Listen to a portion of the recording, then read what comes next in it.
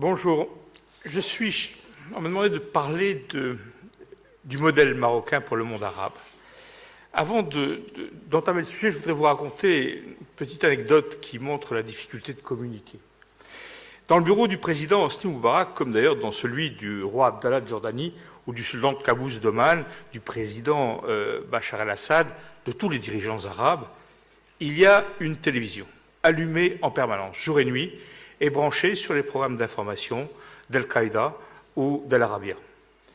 Qui a remarqué, ou qui remarque, que ces programmes qui sont censés couvrir le monde arabe ne travaillent que dans une sorte de rectangle qui va de Bagdad, Damas, Beyrouth, Jérusalem, Le Caire, Riyad, Dubaï.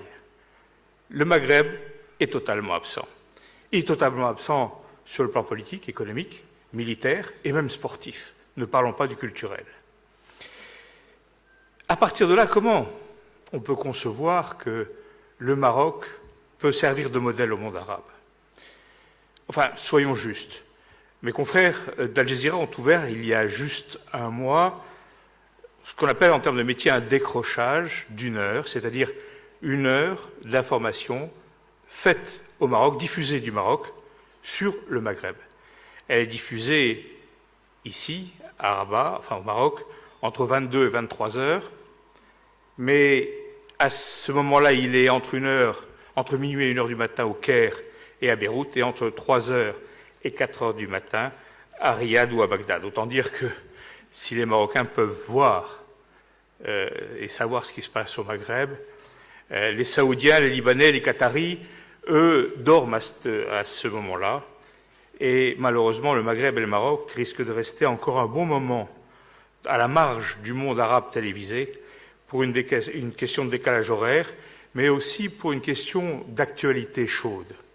Car les médias, vous le savez, ne parlent jamais des trains qui arrivent à l'heure, ils parlent toujours des trains qui arrivent en retard.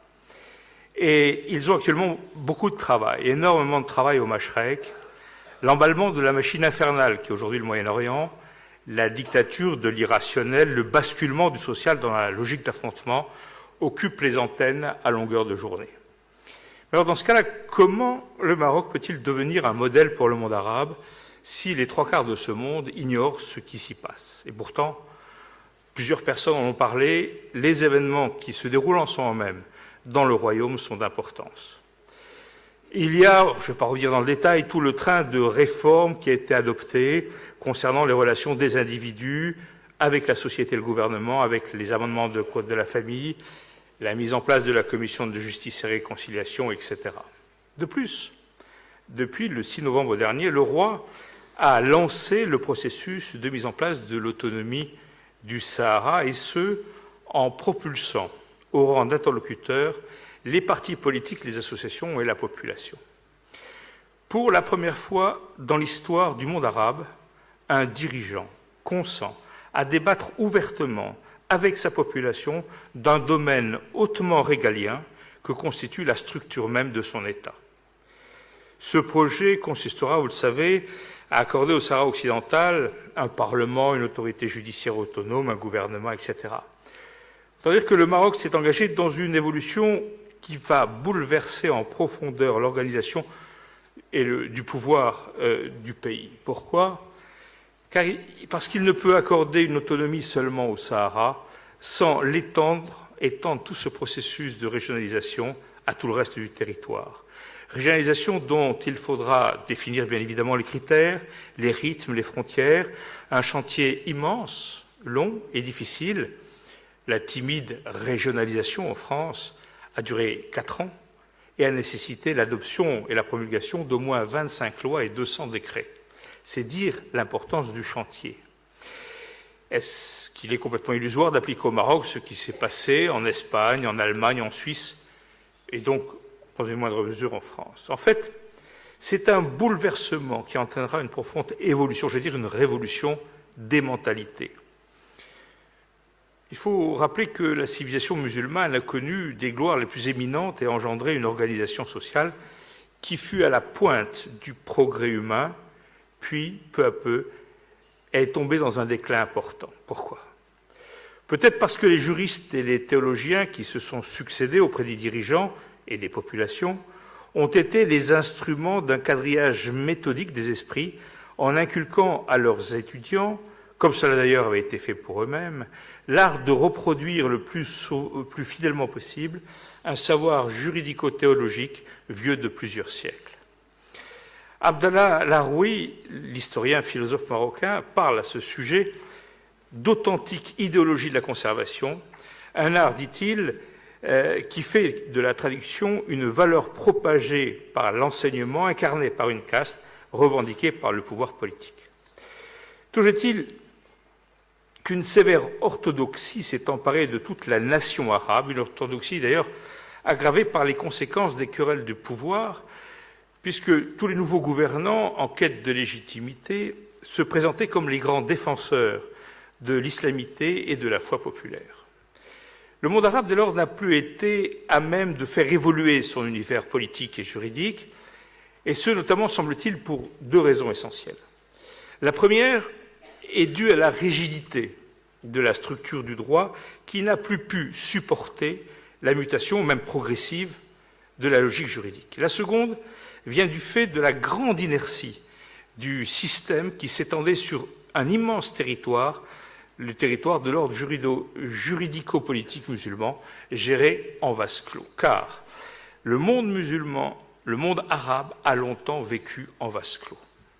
Vous savez tous que chaque pays qui compose ce monde arabe a les pieds dans un désert ou dans une zone aride et la tête au bord de la mer. Chaque pays arabe, tous les pays arabes, sont en contact direct avec une mer ou un océan. Et pourtant, les Arabes ont toujours eu peur de l'eau. Aucune conquête, aucune exploration arabe ne s'est faite par-delà les mers. Pour islamiser Djibouti, les Arabes ont fait le tour par la Jordanie, le Sinaï, l'Égypte, et sont redescendus. Le seul fait guerrier, en fait, de l'histoire arabe, la prise de Chypre, elle s'est faite grâce à des bateaux et des marins grecs. Aujourd'hui encore, aucune entreprise maritime, grande entreprise maritime, aucun armateur n'est arabe. Immobilisme et orthodoxie, donc, alors que rien dans la tradition coranique au sens strict du terme, bien sûr, ne justifiait et ne justifie la violation des droits fondamentaux, la dictature, l'autocratie, l'arbitraire et même l'injustice. En revanche, dans le corpus de la charia, avec ses différentes composantes rituelles, quiconque cherche des règles ou des principes justifiant l'injustifiable n'a que l'embarras du choix. Pourtant, les docteurs de la foi musulmane à l'université d'Al-Aqsa que j'ai interrogé au Caire affirment que la charia, à l'exclusion de sa matrice coranique, est totalement profane. Ce qui signifie, lorsqu'une disposition charique contrarie l'émancipation des droits fondamentaux ou la démocratie, elle devrait être ignorée et non pas excipée pour contrecarrer le progrès. Parce que le développement de la charia a été un processus profane, rien ne pouvait ou ne doit justifier l'intemporalité de l'avis de tel ou tel théologien musulman, produit de son temps ou de sa culture locale. Or, en l'état actuel des choses, tant que des discours cherchant à faire croire à la sacralité de la charia trouvent des oreilles naïves et attentives, la tradition islamique posera des problèmes pour l'accès à la modernité politique. Ceci simplement parce qu'aujourd'hui, cette modernité est indissociable de trois éléments: la garantie des droits fondamentaux, la liberté d'expression et la séparation des pouvoirs, en ce qu'elle a de capital pour fonder l'autonomie du législateur et garantir l'indépendance du pouvoir juridictionnel. Il faut cependant bien se garder de conclure que c'est uniquement à cause des traditions religieuses du monde arabe que la démocratie politique n'a pu se développer. Le facteur religieux n'est qu'un élément de justification parmi tant d'autres, invoqué pour légitimer l'autoritarisme, voire la dictature. De nombreuses démocraties occidentales rattachent l'État aux faits religieux. La constitution grecque proclame que la religion dominante en Grèce est celle de l'Église orthodoxe et du Christ. La constitution irlandaise est rédigée au nom de la Sainte Trinité. La loi fondamentale affirme que l'Église évangélique luthérienne est l'Église nationale. Ne parlons pas des États-Unis d'Amérique qui ont un billet vert sur lequel il est écrit « In God we trust ». La laïcité, elle, est un phénomène purement français et uniquement, exclusivement français. Toutes ces références religieuses ne confèrent plus aucun droit particulier à une autorité spirituelle d'exercer le pouvoir politique, et d'autre part, la sécrétion du droit n'est plus soumise aux arguments de l'autorité religieuse. C'est dire la portée du chantier entrepris par le Maroc et les bouleversements que cela va entraîner.